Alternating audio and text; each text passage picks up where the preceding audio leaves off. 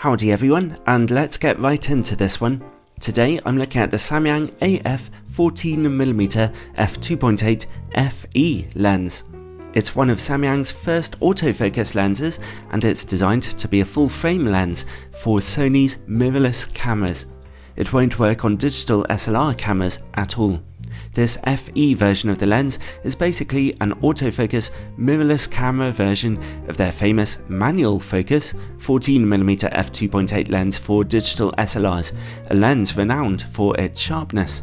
This autofocus FE version comes in at about £600 or just over $600 US.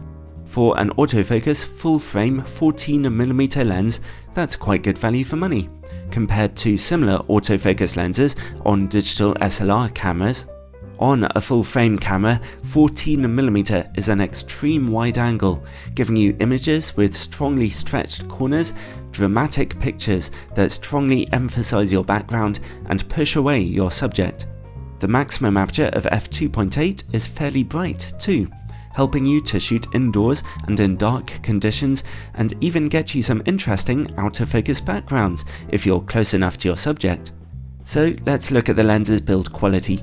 It feels nice and solid, being made of metal and based on a metal lens mount. It's a bit of a large lens, and it doesn't have a filter thread, which is a bit of a shame for landscape photographers. Its autofocus motor is only averagely fast, but pretty much silent, making it very suitable for video work, as you can see here.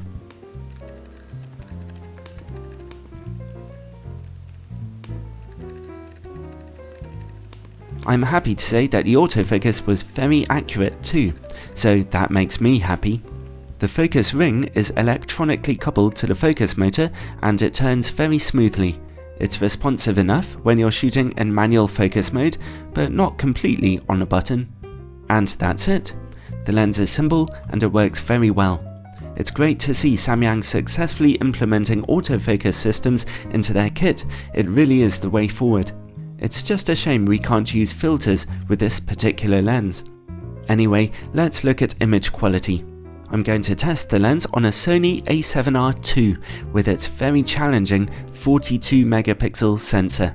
At f2.8, sharpness and contrast are great in the middle of the image, absolutely no problems here. Over in the corners, we see some softness and a little colour fringing.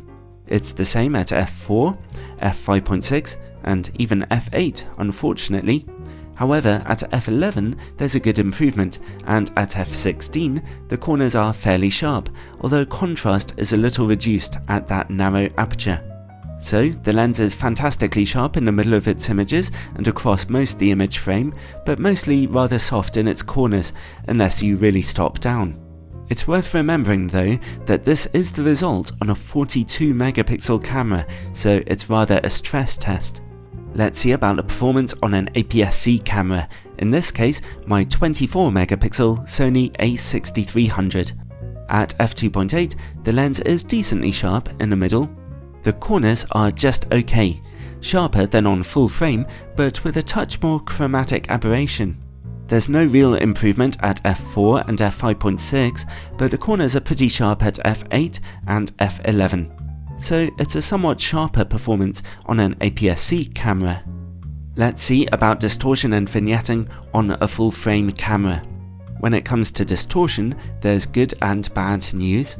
There's some pretty strong barrel distortion here, but unlike its older digital SLR cousin, it falls in quite a simple pattern and it won't be hard to correct in editing. The further good news is that vignetting levels are quite moderate. At f2.8 there's definitely some corner shading, but it falls in such a gentle way that you don't tend to notice it in your images. It's slightly reduced at f4 and f5.6, although you'll always see at least some vignetting in your full frame images. Now onto close-up image quality.